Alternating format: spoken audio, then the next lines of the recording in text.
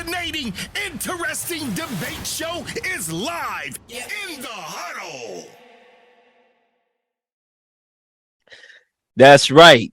You are listening to In the Huddle, EP 280, week 2 of the NFL in the Bucks. Lots of content to talk about on the show as we give you the best debates that new media has to offer. So definitely like and subscribe to the channel to be notified of new uploaded content coming through your algorithms of YouTube, Spotify, Apple, and on your feed on Instagram. And as I repeat, on your feed, because best believe we will achieve. So let it be written, so let it be done. Lil Shadamas on the mic. I am pumped. I am ready. We got a 4-man rotation today. Zach is out. Big shoes to fill. But we have the people and personnel in the building to fill those shoes. And we're going to go down the panel right now. And I'm going to start up with Zay. Zay's in the building. Zay, good vibes. Is it a good vibe today? Oh, absolutely. I know it's raining right now, but we saw a bevy of storms throughout the weekend. I just want to say, hope everybody in Puerto Rico is safe and comfortable. And, it was a devastating storm that hit them. And we just hope that and pray that they have a quick recovery and that no one lost their lives over the weekend. Also, we saw a big boxing fight with Canelo and Triple G, something that was huge over the weekend. We saw some great football games. We saw some amazing comebacks, which we're going to talk about a little bit in the show, but it's always paradise over here, and we just hope and pray that everyone is safe around the world. We got coach in the building and assistant coach. For those of you I don't know, you know who assistant coach is. Coach, how you doing, brother?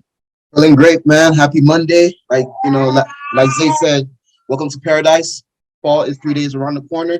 A lot of good comebacks yesterday. Can't wait to talk about, various topics today. Let's get it. And my guy, coach, he took the time out his schedule, even though he could be babysitting. That's why if you hear noise in the background, coach is multitasking. I'm appreciative that coach took the time out his schedule to be here on the show. Love his perspective. And we also got another brother on this show, in the huddle correspondent, Dino. Whoa, Dino. What's going on, Dino? What's going on, guys? Man, it's good to be back. What a weekend of sports we had, and man, I'm hyped to discuss this, man. Let's get into it. Like I said, Dino, Puerto Rico, good luck, my brother. Keep hope alive. Ladies and gentlemen, it's time for the first drive here on today's show, and we're going to kick it right off. We coming out the gate. We are coming for the first round knockout. There's a lot of impressive victories in week 2 of the NFL.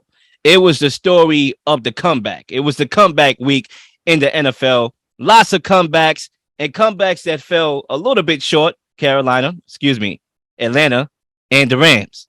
With that being said, the question I propose is, which team had the most impressive comeback on Sunday? Would that be the Cardinals win, the Dolphins win, or the Jets win? And I actually know how I want to start this off real quickly here. I want to lob this up to my guy, Zay, to kick us off on this topic. Despite them being in my division, I have to go with the Dolphins. They had an impressive, way beyond impressive. They had a perfect fourth quarter that propelled them over this Baltimore Ravens team. They scored 28 points in that fourth quarter, which was absolutely ridiculous, to say the least. I believe Waddle and Hill both had over 150 yards apiece with a touchdown or two, if I'm not mistaken.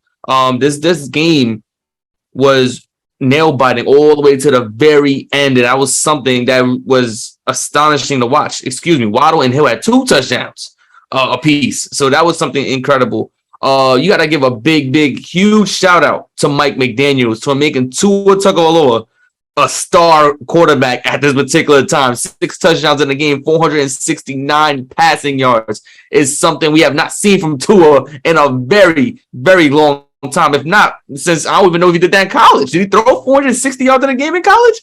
That is something that's crazy. And I think when you talk about what had to transpire for this comeback to happen was a lot of 3-and-outs by the Ravens, a lot of bad plays, possessions by the Baltimore Ravens. The game was looked as done until this Dolphins team triumphed in that fourth quarter and took over. That was something incredible. It was something that I did not believe will happen in this game. And I think that right there was the biggest comeback of our football Sunday. Dino, talk to me. Man, I got to go with the New York Jets. Man, they were down what? 31 what was it? 31-21 in 21-17. with like a yeah, with like a minute 40 left, and they came back. They got a touchdown. Then they got the onside kick, and then they got the game-winning touchdown to win it all. I have Nick Chubb on my fantasy team, and I got the alert. Nick Chubb scores. There's like a minute 40 left. The Browns are running over them. Like, game's over. The Browns fans are tweeting, it's good to be 2-0. And then all of a sudden, the Jets come back, and the Jets get a big statement win because they were going to be 0-2. Now they're 1-1, and that says a lot about the resiliency that this young Jets squad has. And it's going to be interesting to see if they could hold on to their resiliency as the season goes on. So I got to go with the New York Jets with this one, man. Coach, talk to me. First and foremost, I want to thank the football gods real quick for allowing us to, get a win in the month of September in a long time. That's number one. Number two, just want to say thank you, Nick Chubb. Thank you, Nick Chubb, for scoring that touchdown. Feel me? You could have just took the knee and killed out the clock so you guys could go home with the victory. But shout out to you too. But I just want to give a special shout out to my boy, even though I call him a bum all the time, to my boy Joe Flacco. On that next possession when we got the possession within that 142, and he threw that nice lob to Corey Davis wide open for the touchdown. I was like, all right, cool. 24-30, not a problem. Then next, I just knew something, I knew something was going to go off for the Browns because the way that they were lined up for the onside kick, I knew the kicker was going to kick opposite. So when he kicked opposite, and I forgot who recovered the ball for the Jets, but when he made that recovery over Cooper, I was like, okay, we someone have a chance. Then he drove the ball down the field. Joe Flacco, instead of being greedy, he uses check downs, hit Michael Carter or like Bryce Hall, for them to get, a few extra yards and go out of bounds to save time. Then, on that next possession when like he almost got picked off, I was thankful the ball didn't get picked off. And, Mike LaFleur called a good play for Garrett Wilson on the slant route, and he scored the game-winning touchdown. I was happy. I was like, yes. And, to put the icing on the cake, Ashton Davis with the game-stealing interception. So that was my favorite impressive comeback. We got two Jets in here. I'm surprised it ain't three. Zay was a Jets fan. I automatically thought he was going that route. But I would say this. Corey Davis, how wide open was he on that sideline? He was so wide open, you would have thought he was a prostitute, bro. That's how wide open he was. But nevertheless, I think all these victories was impressive. When you look at the Dolphins, right, I believe Tyreek Hill had a 48-yarder, okay, that Tua threw a 48-yard touchdown pass and a 60-yard touchdown pass to Tyreek Hill. And when you look at those two plays, those are vertical plays. So the fact they won vertically is not about the comeback more so than it is how they made the comeback. Tua is not known for having a cannon of an arm. So you don't think that Tua would be a guy to lead a comeback that far when you have to pass and not use the running game, but you're going vertical and he has to beat you vertically. He did so. But that came up short. My number one impressive victory over the weekend, week 2, it has to be the Cardinals win, coming back from 20-0. And for these primary reasons right here. Number one, the Cardinals don't handle adversity well. We know that. We've been knew that. Okay, when everything is high octane and the offense is humming on all cylinders, they look like one of the best squads in the NFL. But every time there's a little bit of adversity, Kyler Murray, guy falls like a cheap suit. My guy, Cliff Kingsbury, he's shaking like a dice game. I mean, everything goes down and it looks ugly. Last week, they was not prepared to beat a team that won a division for 6 straight years in the AFC West in Kansas City. They got steamrolled in that game. And I'm saying this team, they about to tap out early. Okay, and then they came in this game, same, situation here. Derek Carr slicing them up, 20-0. And then Kyler Murray just puts on this Superman cape and he just takes the game over with his legs, with his arm, and showed that he was the most athletic person on that football field on that Sunday. And that 2-point conversion that he just threw the needle into, okay, to AJ Green, I'm like, how the hell he made that happen? When you look at that play, okay, it took 28 seconds, okay, 20.8 seconds, and it traveled 84.9, as far as the speed, okay, is concerned. I mean, he put a lot of zip on that throw. And the fact that they won that game with the defense in overtime, the defense has been slacking with this team. I just think that the way how they did it, listen, this is the same cat, Kyler Murray, who checked himself out of a playoff game because they were getting smoked on national TV. He said, I'm not coming back in the game. You go in there. Okay, Mr. Backup? Nah, not in this game. He said, you know what? I'm going to get my cape. I'm going to show why I worked that bag that everybody laughed at me because they had a daggone independent study clause in that contract and say I wasn't worth it. I'm going to show why I'm worth it and why it's working. I'm going with the Cards. You know, it's interesting that you went with the Cardinals when he did have a nice tight spiral throw to go into that touchdown. I went into the 2-point conversion that led to that overtime. You know, that was a really tight throw he threw. And I think that was something that was like interesting because, you know, Kyler Murray is a guy that it seemed like that's a play that you have to really analyze and read the field and know. Like, I think Kyler Murray, from a perspective of a guy who has been criticized for not, you know, doing game tape, not studying the game, you know, that's a real high IQ play right there on the field. You know, I just don't believe that Cardinals comeback was as big as that Dolphins one. Everyone written off the Dolphins in that fourth quarter. The game was over, technically. That game was completely done. And no one anticipated them to really even come back and get that win, that victory, which was something that I didn't believe the Dolphins were capable of. You know, I didn't believe that they'll go against the Ravens and just dismantle them in that fourth quarter the way they did. You know, throughout the entirety of the game, it looked a little bleak for Tua until that very moment of that fourth quarter where everything just looked perfect. But I think your point, you know, when it comes to the Dolphins, it was impressive. Clear, all three games was impressive to me.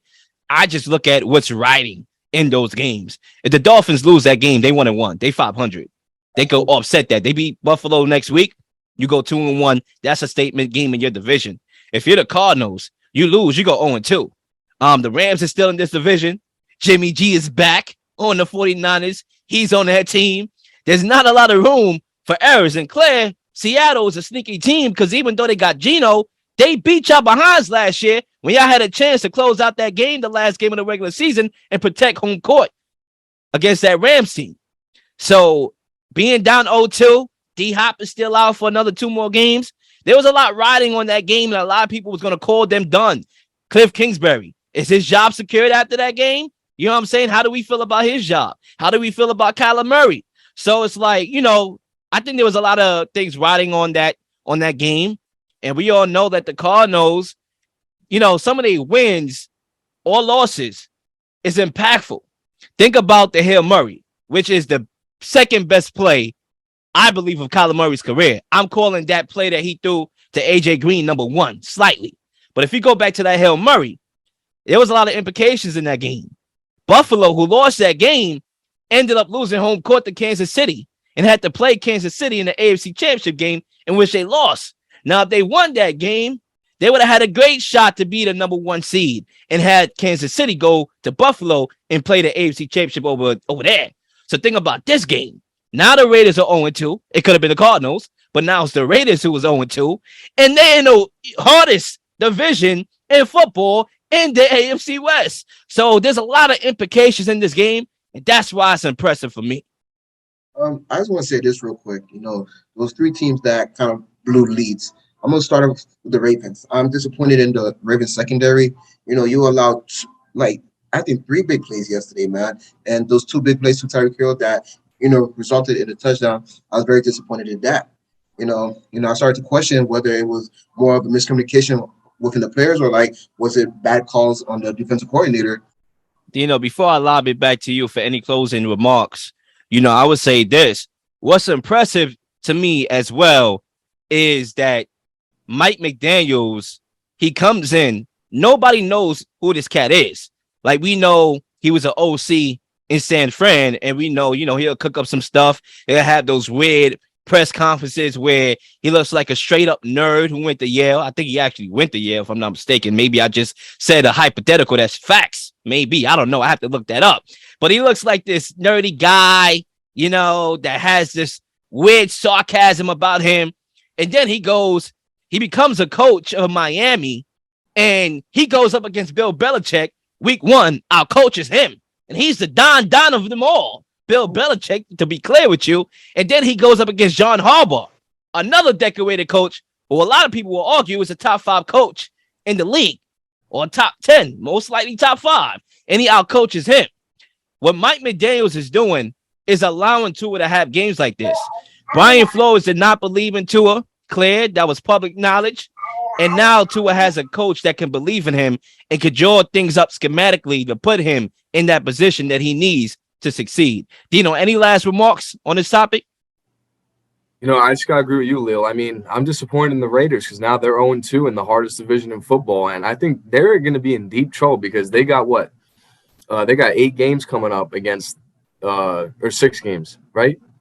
I'm about to look Yeah, up 6 games against right the Chargers, Broncos, and Chiefs. So they got those 6 tough games already, plus the rest of the season. So they got a lot of catching up to do. And you know, the Fresno State boys, Derek Carr and Devontae Adams are back together, and they're 0-2. So they got a lot of work to figure out. It's going to be interesting to see what happens to them as the course of the season goes on. But they're definitely the most, in my opinion, most disappointing team so far in the season.